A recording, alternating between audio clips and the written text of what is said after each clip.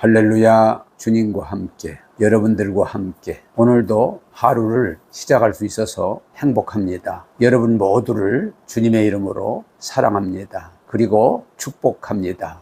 오늘은 하나님 말씀 로마서 7장 1절에서 2절의 말씀을 함께 나누겠습니다. 형제들아, 내가 법 아는 자들에게 말하노니 너희는 그 법이 사람이 살 동안만 그를 주관하는 줄 알지 못하느냐. 남편 있는 여인이 그 남편 생전에는 법으로 그에게 매인 바 되나 만일 그 남편이 죽으면 남편의 법에서 벗어났느니라. 아멘.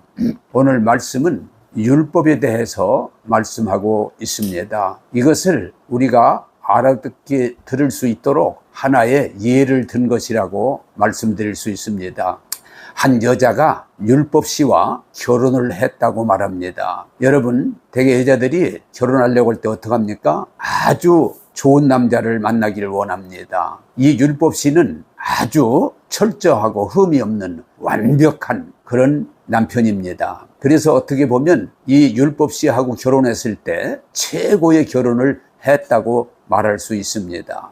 이 여인은 이 율법씨와 결혼을 하고 행복하다고 생각했지만 같이 살면서 조금씩 그는 알게 됩니다. 왜? 율법씨는 완전하기 때문에, 완벽하기 때문에 이 여인이 아무리 노력을 해도 율법씨의 수준을 맞출 수가 없다고는 사실입니다.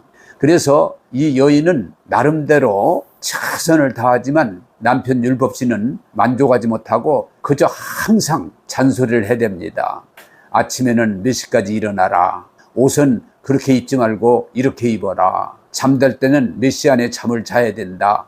또 사람이 뭘 할 때는 미리 이렇게 준비하고 해야 된다. 그저 하나하나 이 여인은 최선을 다함에도 남편은 그 여인의 부족함을 보고 문제점들을 보면서 날마다 고치라고 말합니다. 이 불쌍한 여인은 아무리 남편에게 맞추려고 최선을 다했을지라도 이르지 못하기 때문에 늘 그 남편에게 야단 맞고 책망 듣고 심지어는 그 남편이 벌까지 주려고 합니다. 그때 이 여인은 느끼게 됩니다. 알게 됩니다. 성경에 뭐라고 되어 있습니까? 오호라, 나는 곤고한 사람이로다. 이 사망의 몸에서 누가 나를 건져내랴. 이게 무슨 말입니까? 율법씨를 따라서 율법이 허자는 대로 다 하려고 합니다. 안 하려고 하는 게 아닙니다. 하려고 합니다. 그런데 함에도 불구하고 내 육신은 그 율법을 온전히 지키지 못하고 늘 지적받고 야단맞고 벌받아야 될 상황에 처하기 때문에 자기 자신을 그만 한탄하는 고백이라고 할 수 있습니다. 이게 어떻게 해야 될까? 내가 율법씨가 옳다는 것도 알고 율법씨의 말을 잘 듣고 있음에도 따라가지 못하니까, 지키지 못하니까 이 여인은 몸부림을 치는 것입니다. 여러분, 이 비유는 뭘 말하고 있습니까? 율법씨가 존경받을 만하고 완전하고 완벽한 사람이지만 그 율법씨와 결혼을 너무 좋아했고 감사했지만 살아보니까 감당할 수가 없어서 이 여인이 몸부림치고 있음을, 심지어는 그렇게 표현합니다. 내가 죽어야 되겠구나. 죽지 않고는 어떻게 할 길이 없구나. 이렇게 말하게 되는 것입니다. 그런데 오늘 성경은 이렇게 얘기를 끌어갑니다. 그 율법씨가 어느 날 죽었습니다. 여러분, 그렇게 완전하고 완벽하고 대단한 율법씨가 어느 날 죽었다고 말합니다. 성경은 더 구체적으로 그 율법씨를 십자가에 못 박았다고 말합니다. 이 여인은 자유함을 입게 된 것입니다. 이제는 이 여인에게 이렇게 하라고 잔소리하는 율법씨가 죽었기 때문에 이 여인은 이 율법씨에 매여 살 필요가 없기 때문에 자유케 되었다고 말합니다. 여러분, 이 여인이 완벽한 남편 율법씨와 사는 동안에는 결혼이라는 건 하나의 약속입니다. 계약입니다. 그렇기 때문에 이 율법씨에게 함께 사는 게 힘들어도 이 여자는 어떻게 할 수 없었던 것입니다. 그러나 오늘 성경은 어떻게 말합니까? 율법씨가 죽었기 때문에 이제 이 여자는 율법씨에게서 자유케 되었다고 말합니다. 여러분, 성경을 통해서 말하려고 하는 게 무엇입니까? 율법과 계약을 맺었던 이스라엘 백성들과 같이 율법의 시스템을 가지고 살던 사람들이 예수님이 오셔서 율법과 함께 십자가에 죽으심으로 율법에서 자유케 해주셔서도 아직도 이 율법에서 자유함을 잊지 못하고 율법에 매여 사는 사람들을 말하고 있는 것입니다. 여러분, 지금도 예수 믿고 구원받고 하나님의 아들이 됐다고 말하면서도 그 하나님의 은혜 안에 거하지 못하고 내가 주일 성수해야 되는데 이거 못해도 어떡하지? 옛날 율법시하고 살던 때를 벗어나지 못하는 것입니다. 내가 온전한 11조를 드려야 되는데 이 11조를 드리지 못해서 이거 어떡하지? 또 벌 받는 거 아닐까? 쫓겨나는 거 아닐까? 두려움을 갖는 겁니다. 그래서 우리가 이 율법으로부터 분명히 자유함을 입었다고 말씀해 주시는데도 여전히 옛 계약에 머물러 있어서 두려움과 염려 속에 신앙생활을 하는 사람을 말하고 있는 것입니다. 여기 성경은 이렇게 걸어갑니다. 이제 율법시가 죽고 이 은혜씨는, 율법이 죽은 후에 이 여인은 은혜씨와 다시 재혼을 하게 되는 것입니다.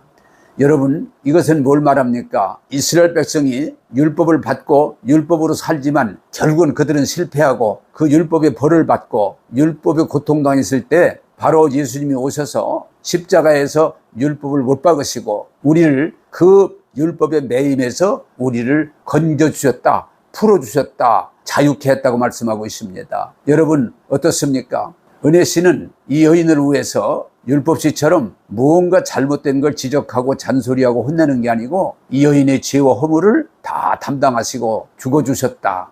그래서 이 은혜씨는 여인의 과거를 묻지 않습니다. 그리고 여인의 허물에 대해서 정죄하지 않습니다. 그저 있는 모습 그대로 이 은혜씨는 여인을 이해하고 용납하고 사랑해 줍니다. 어느 정도입니까? 말합니다. 이 은혜씨는 죽기까지 이 여인을 사랑한다고는 사실입니다. 사랑하는 여러분, 신앙이라고 하는 것은 선한 행위의 상급이 아니라 우리가 하나님의 은혜 안에서 그 사랑을 받는 것이 진정한 우리는 은혜씨와의 삶을 말하고 있는 것입니다.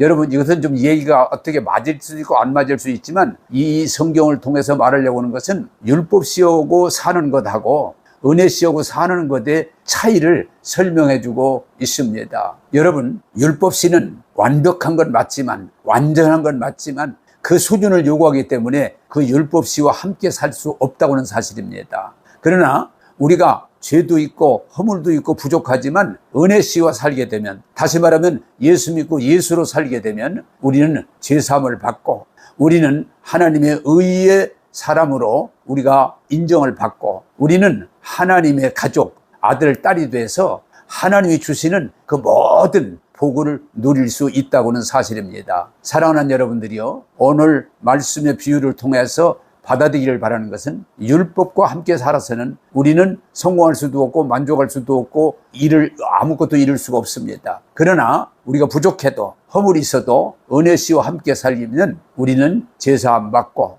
우리는 은혜와 사랑을 입고 아들, 딸로 영원히 함께 살 수 있음을 말씀해 주고 있습니다. 사랑하는 여러분, 그 은혜 안에 여러분들이 주님과 함께 영생을 누리시기를 주님의 이름으로 축복합니다. 기도하겠습니다.